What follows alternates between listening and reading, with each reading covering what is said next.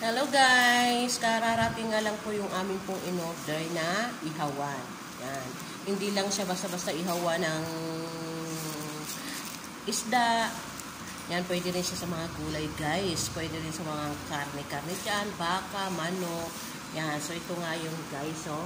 Kararating lang. At alam nyo ba guys, ang halaga lang nito ay 171. Kaya sabay-sabay natin buksan guys. Kararating lang talaga ito ngayon guys. Yan.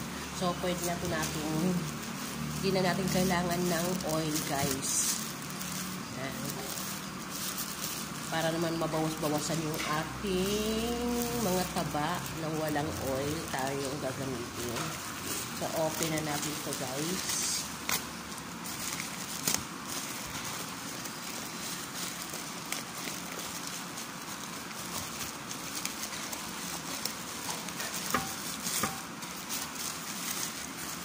Guys, so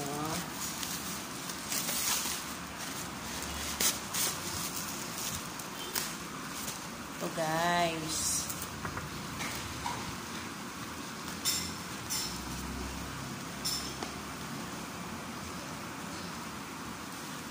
ang hirap pala.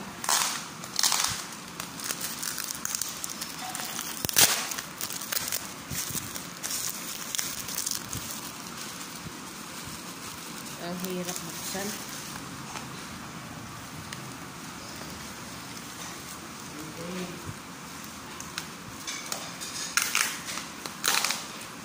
Gunting nga please.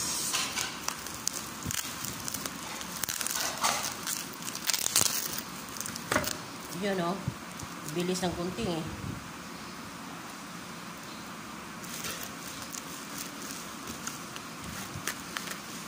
Thank you sa gunting.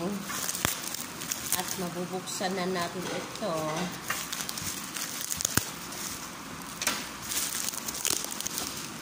Dami talagang daming balot.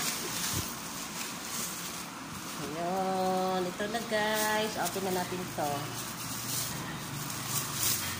Ayun o. Parang kawali lang pala guys.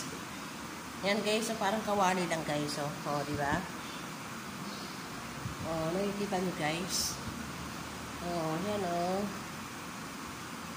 Oh, diba? Maganda diba guys? Hawakan ko, mainit ko. Yan. So, ilalagay nyo lang to doon sa kalan. Yan. At, pwede na tayo mag-ihaw dito ng mga isda, ng gulay. Dito na natin lutuin yung gulay. Dito na rin natin lutuin yung ating mga karne-karne guys. Yan. Oh. O diba guys? Sa halagang 171 lang. O diba? Hindi mo na kailangan ng mantika guys. Yan. Dito na yan. O, ang ganda oh. Umpisahan na ito namin mamaya guys. Yan. So, order na rin kayo ng ganito guys.